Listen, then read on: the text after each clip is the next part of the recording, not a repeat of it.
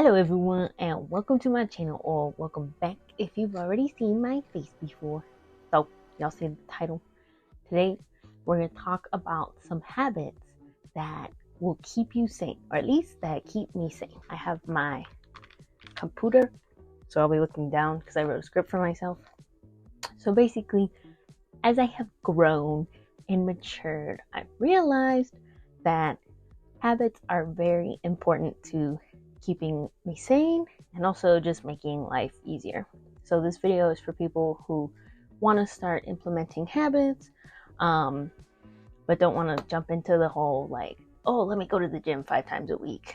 And it's winter time, we on our winter archetype. So that's where this idea kind of popped into my head.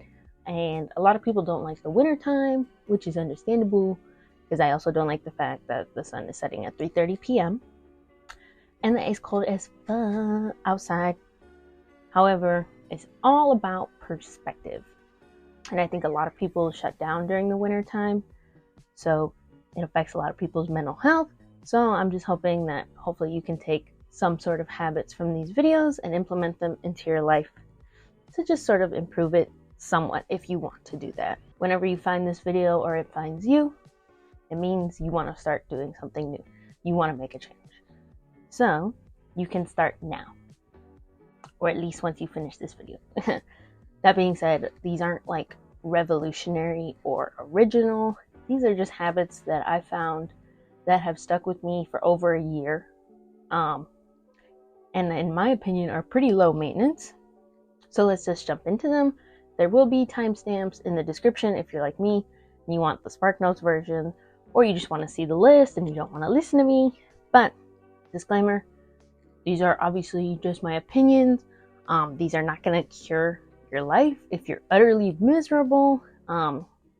These are just things that I wanted to share for anyone who wants to start implementing small things into their life. At the end of the day, you have to do what works for you. So take from this video what you want and leave what you don't. Okay, number 1, lemon salt water in the morning.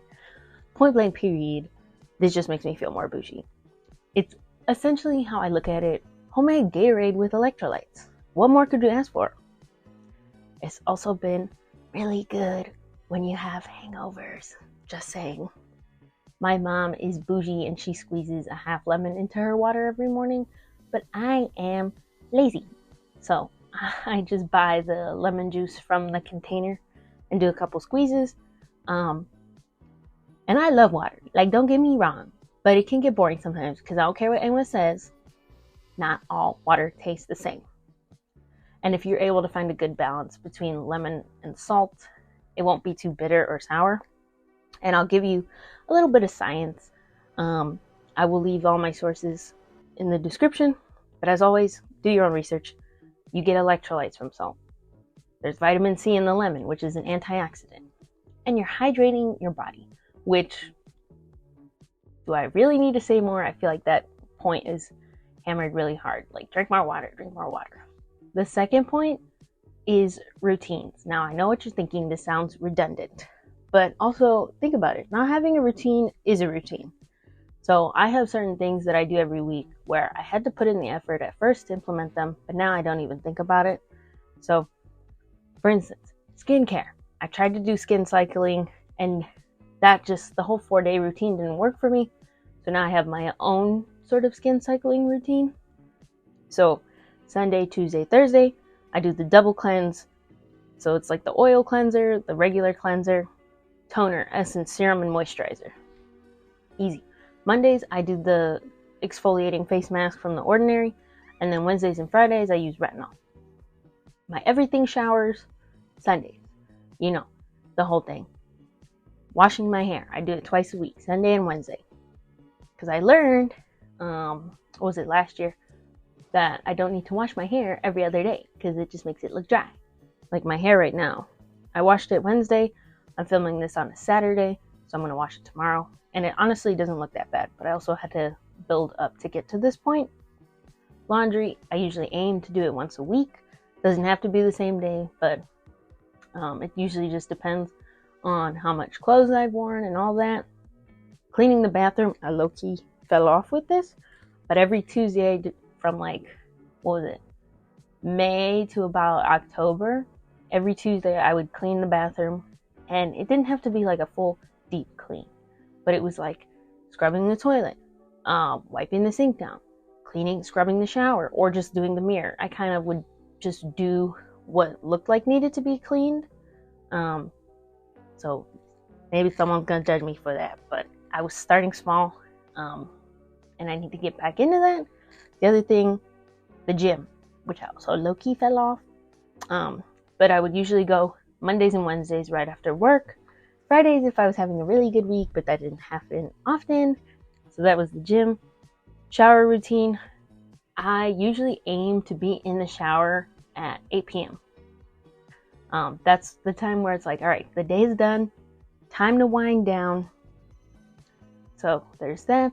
I also forgot to mention with this that like shower routine, as in I do the exact same steps in the exact same order every time I get in the shower, so I don't have to think about it. Because yeah, that's why I was like, oh, my everything shower, that's when I know I'm doing all the extra stuff. But other than all the extra stuff on Sunday, I know exactly what I'm doing in what order when I get in the shower. So there was that.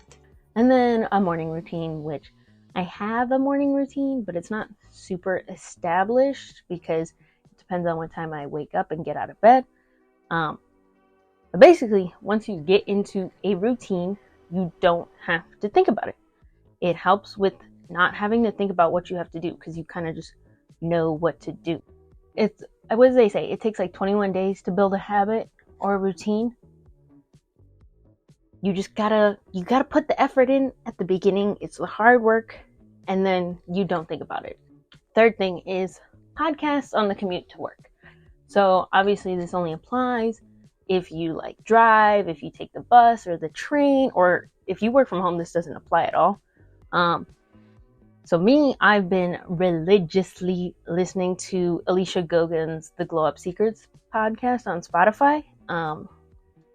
It's basically just taking the time to like educate yourself a little bit, or learn something new. You could read a book if you don't want to listen.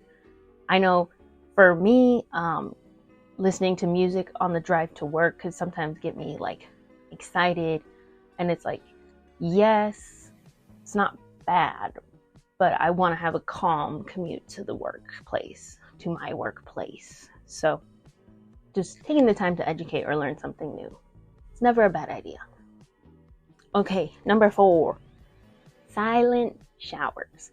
So this one is probably very like particular to me, but I used to listen to music all the time in the showers, and I've been trying to be more alone with my thoughts in the showers, even though sometimes I just get lyrics to a song stuck in my head, and then I kind of just sing those over and over again in the shower.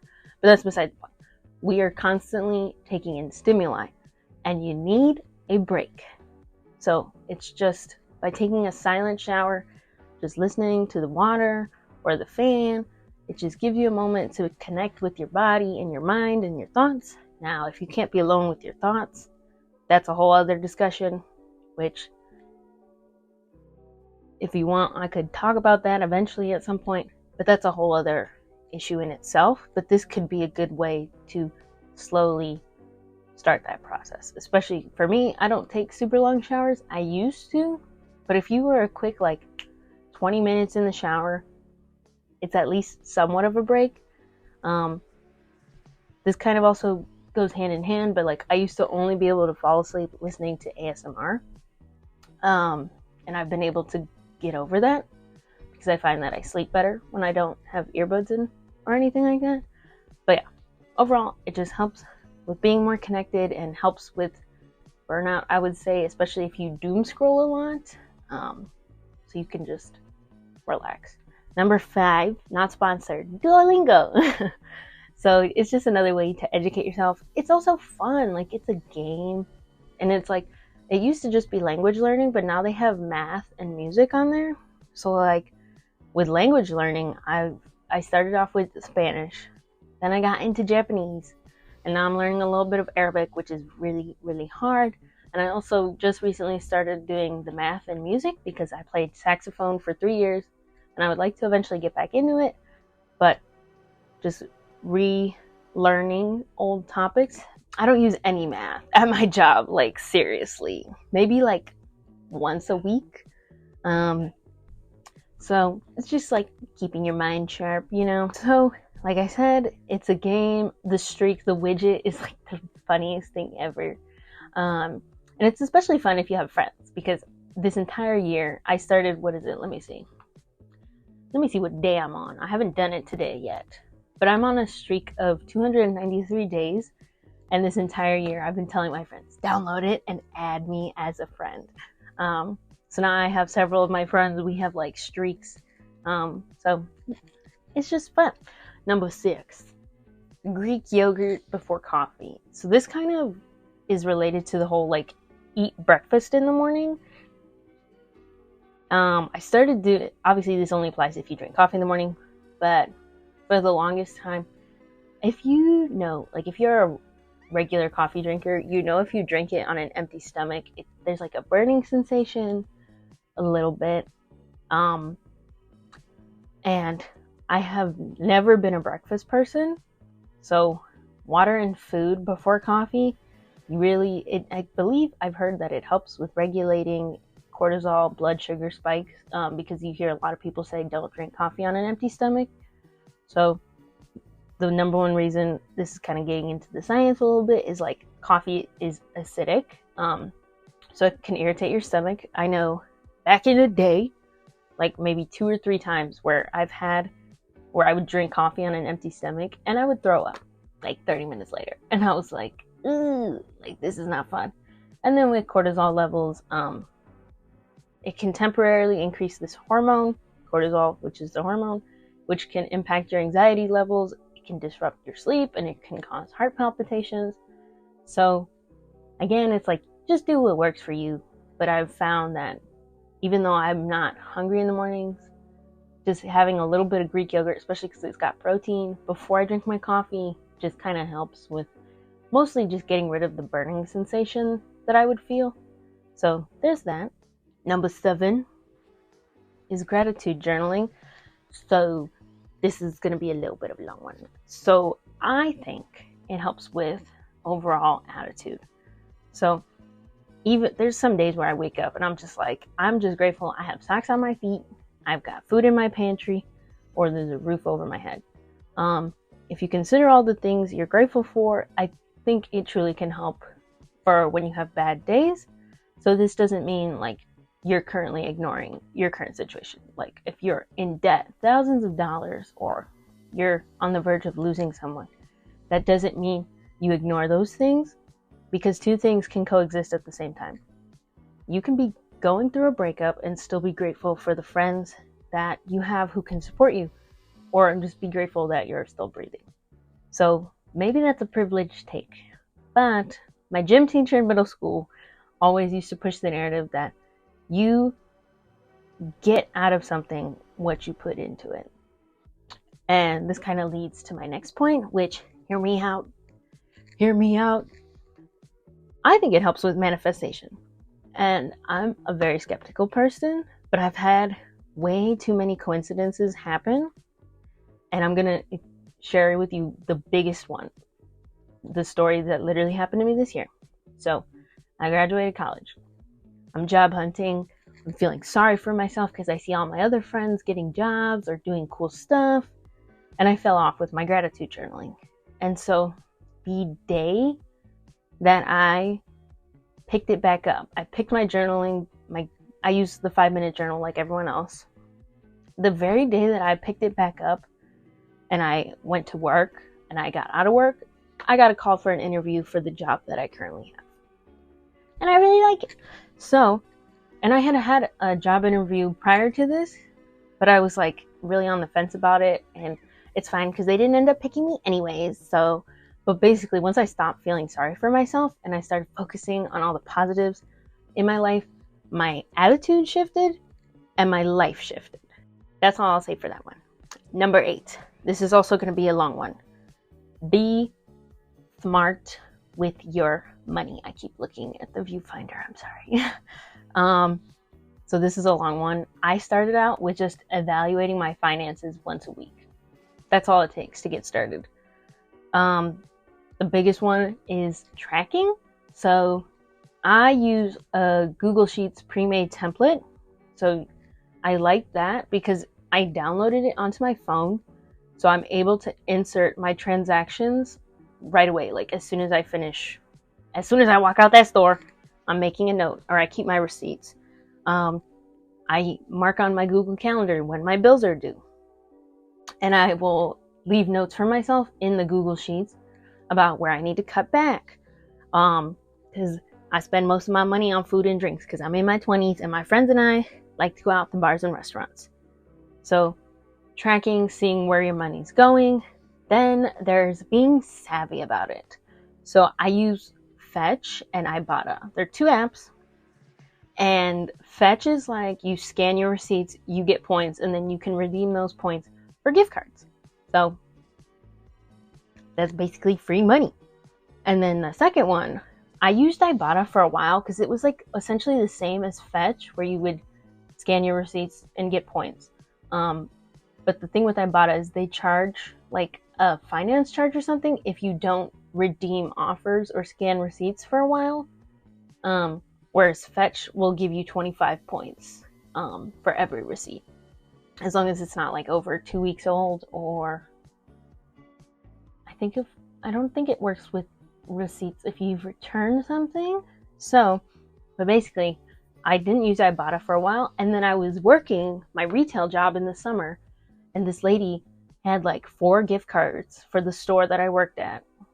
And she told me, she was like, yeah, like if you know you're going to go somewhere and you're going to spend money, buy the gift cards for that place on Ibotta, and they will literally give you like a gift card back or whatever. Like, what is it? So you buy the gift cards through the app, and then you get the points, or you get cash back, and then you can just take that cash back out once you hit a certain limit. So it's like it takes a little bit of like extra work, but like you get money back. So who doesn't want that? Like, even, what is it? I bought the Sony headphones that you see everyone on Pinterest wearing, and I opened up the Ibotta app and I bought the headphones through Ibotta when I opened the Best Buy app, and I got like $12 in cash back because those headphones are expensive. So all it really takes is like just 1 hour of your day, like once a week, sitting down and figuring out what method works for you, and it will help you feel like you got your life together. Because we all know debt is a huge part of Americans' lives, and I think you can feel more secure if you know exactly where your money is going. It can help with planning ahead, because a lot of people's money issues come from not being educated. So again, educate yourself. But yeah, whether it's writing it out on paper or tracking it online, you just got to figure out what's the like easiest. There's like a term for it, like the path to least resistance or something, for you to actually do it. You don't want to become obsessed with it. This is kind of taken from inspiration from Elicia Gougen, where she talked about this on her podcast, and I was like, oh my god, I related, because I used to calculate how much money I would make. Like, I would take my hourly rate times the amount of hours I've worked, and then figure out the taxes that were going to get taken out, so I could see where it needed to be allocated, which didn't really help with my anxiety around money. So you just have to be careful with it, find a good balance, as with everyone else. And start now, because I didn't really start tracking my finances until after I graduated college. And so I think if you're over prepared when it comes to money, it'll just help in the long term, like making an emergency fund, planning for gifts, because I tried to do my best this year and I still spent a lot. But now I know for the future how to plan ahead for shopping for gifts. And one of the biggest things, again, not sponsored, but if you ever want to sponsor me in the future, there's this app. It's called Opportune. It used to be called Digit back when I was in high school, where it takes out small amounts of money from your bank account, like every day or like every other day. and it saves it for you. It doesn't earn you interest or anything like that. Like, you don't make money from it, but it's basically just a no-brainer way to save money for stuff. Like, I started a gift fund, so I'm saving up $500 for gifts. Me thinking right now, should I be saying this? Should I be saying this online? Well, it's hopefully going to help someone. So, but basically, I have money that is being saved for gifts, for like birthdays or special occasions, and then I've got paying off my credit card saving, like a saving for that, and then I have going back to Japan in 2026. So there's all set goals. They do charge $5 a month after your first 30 days, which they didn't used to do that, but I'm totally okay with that because that's less than I pay for coffee at work sometimes. But it's just like a no-brainer way to save money for your goals. And it has like features built in where if your bank account gets below a certain limit, it will take the money it's saved for you and put it back into your bank account, which is nice. And then you can also set goals for like if you want to increase your spending in this, or you want to increase your saving in this category and decrease your saving in this category. So like, let's say, I don't know, with my gifts category, someone's birthday is coming up in January. I want to increase the amount of money that goes into that fund, and I want to decrease the amount of money that goes into my Japan fund. Then I have those features available. It's an app that I really loved back in high school, and I'm so glad it still exists because I've been using it and I've saved over $60 already. Easily. Alright, so enough about money. Number 9, making your bed every morning. So this originated from I believe it was like the 75 hard challenge that my best friend told me about back in our freshman year of college, where she was like, let's do this together. Am I centered? Hold on. I really wanted my tapestry to be centered, but I think it's more important that I'm centered. So anyways, so yeah, she was like, let's do this challenge. And one of the things was making your bed every morning. So I've been doing that ever since 2020, 2021. And I used to be the person where I was like, why am I going to make my bed if I'm just going to sleep in it the same night? But I really do think it helps make your room look more put together. Like, even if there's a mess on the floor, at least my bed looks good. And like in the summertime, like I have my comforter, which is like this dark gray. In the summertime, it's too hot, and I'll just put a blanket over, like this one, and I'll just use that to sleep with. So my bed is still made, and all I have to do is make this blanket. It takes less than 5 minutes, ideally, and it's just one of those things where it's like a small thing, but it's good. It just makes you feel good, you know? It makes me feel bougie coming home, and my bed is all made. Number 10, stop complaining. So this is arguably the hardest, especially if you complain a lot. This kind of ties into, I would say, my belief with karma. What you put into the world is what you get. And let's be honest, like nobody likes being around someone who complains a lot. So why would you want to be that person that no one wants to be around? Unless you're okay with that, then that's different. I also think it could lead to oversharing because I have had some experiences where I'm with someone and they feel like they're complaining, and then eventually they end up going on tangents of stuff that was not related to what they were initially complaining about. And it's like, you know, you don't want to accidentally overshare, especially if it's like minuscule or like something that can be easily fixed in like a minute. I also think it helps with mood improvement. It helps you think twice about what you're going to say. So this was inspired from The Overthinking Cure by Nick Trenton. So I bought this book. As you can see, I've annotated it, flagged some stuff. Like, it's in the first chapter, Drop Blaming and Complaining. So I'm going to read a little paragraph. Again, this is from The Overthinking Cure by Nick Trenton. You can get this on Amazon for like $13. It's really inexpensive. The words are big. It's a short book. So let's see. So this is from page 12. It says, when you complain, you are putting yourself in reactive mode. You are communicating to yourself and others that you are not responsible, and you relinquish your agency in favor of someone else's. One way to be more proactive is to get positively ruthless with the bad habit of complaining. Nothing good ever comes of complaining. You may think you feel a bit better after whining about something you're unhappy with, but all you do is disempower yourself further and probably bore others. Save your complaints for a journal, because that's what I do. I save them for my journal.